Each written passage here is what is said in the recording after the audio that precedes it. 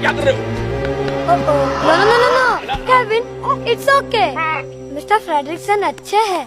Kevin, कहानी शुरू होती है एक छोटे लड़के कार्ल फ्रेडरिक्सन से, जिसे बचपन से ही मशहूर खोजकर्ता चार्ल्स मंट्स बहुत पसंद होता है। कार्ल का सपना होता है कि वह भी एक दिन दुनिया की सबसे रहस्यमय जगह पैराडाइज फॉल्स जाए। एक दिन उसकी मुलाकात होती है एक चुलबुली लड़की एली से। एली भी बिल्कुल उसी की तरह रोमांच पसंद करती है। दोनों दोस्त बन जाते हैं और वादा करते हैं कि बड़े होकर साथ में पैराडाइज फॉल्स जरूर जाएंगे। समय बीतता है, दोनों बड़े होते हैं, शादी कर लेते हैं और एक छोटे से घर में खुशहाल जिंदगी शुरू करते हैं। वे एक एक पैसा बचाकर अपनी ड्रीम ट्रिप के लिए एक जार में जमा करते हैं। लेकिन हर बार कोई न कोई मुसीबत आ जाती है, कभी घर की मरम्मत, कभी इलाज, तो कभी दूसरी जरूरी जरूरत। हर बार उनका सपना अधूरा रह जाता है। धीरे धीरे दोनों बूढ़े हो जाते हैं। एक दिन एली कार्ल को पैराडाइज फॉल्स का टिकट देने की कोशिश करती है, लेकिन तभी उसकी तबीयत बहुत खराब हो जाती है।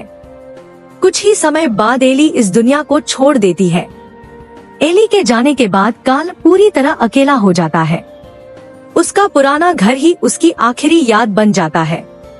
लेकिन शहर के लोग उस जगह बड़ी बड़ी इमारतें बनाना चाहते हैं।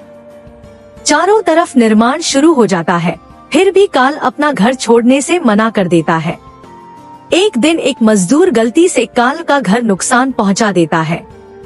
गुस्से में कार्ल उसे मार देता है। इसके बाद कोर्ट फैसला सुनाती है कि अब कार्ल को वृद्धाश्रम भेजा जाएगा।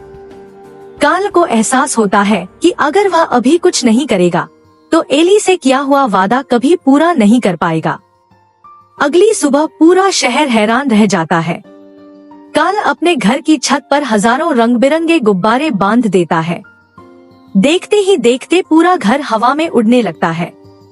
लेकिन कार्ल को बिल्कुल भी अंदाजा नहीं होता कि उसके साथ एक और इंसान भी इस उड़ते हुए घर में मौजूद है। शुरुआत में कार्ल रसेल से बहुत परेशान होता है, लेकिन दोनों मजबूरी में साथ सफर जारी रखते हैं। आखिरकार उनका उड़ता हुआ घर पैराडाइज फॉल्स के पास उतर जाता है। अब उन्हें पूरे घर को रस्सियों से खींचते हुए उस ऊंची चट्टान तक पहुंचाना होता है, जहां एली हमेशा जाना चाहती थी। रास्ते में उन्हें एक अजीब लेकिन प्यारा विशाल पक्षी मिलता है। रसेल उसका नाम केविन रख देता है। केविन उनसे दोस्ती कर लेता है और हर जगह उनके साथ रहने लगता है।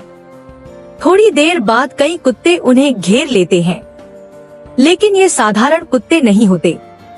उनके गले में लगे खास कॉलर की वजह से वे इंसानों की तरह बात कर सकते हैं। उन्हीं में से एक गोल्डन रिट्रीवर डग भी होता है।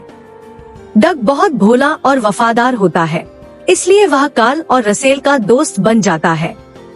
कुछ देर बाद उनकी मुलाकात होती है मशहूर खोजकर्ता चार्ल्स मंट्स से, जिसे कार्ल बचपन से अपना हीरो मानता था।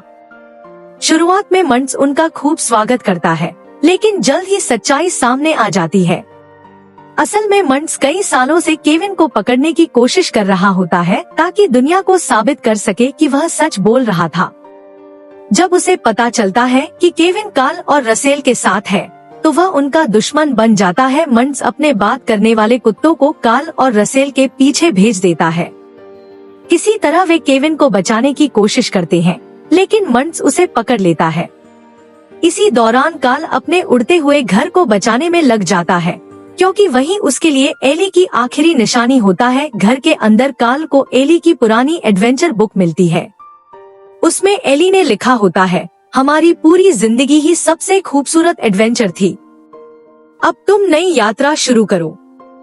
यह पढ़कर कार्ल समझ जाता है कि सिर्फ घर को बचाना ही एली की इच्छा नहीं थी। असली बात थी दूसरों की मदद करना और नई यादें बनाना। कार्ल तुरंत घर का सामान बाहर फेंक देता है, ताकि घर हल्का हो जाए और वह फिर से उड़ सके। इसके बाद वह रसेल और डग के साथ मिलकर मंट्स का पीछा करता है। आसमान में दोनों के बीच जबरदस्त लड़ाई होती है। आखिर में मंट्स गुब्बारों को पकड़कर लटक जाता है, लेकिन उसका संतुलन बिगड़ जाता है और वह गहरी खाई में गिर जाता है। कार्ल, रसेल, डग और केविन सुरक्षित बच जाते हैं। केविन अपने बच्चों के पास लौट जाती है और डग को नया परिवार मिल जाता है। अंत में कार्ल रसेल के स्काउट सम्मान समारोह में पहुंचता है।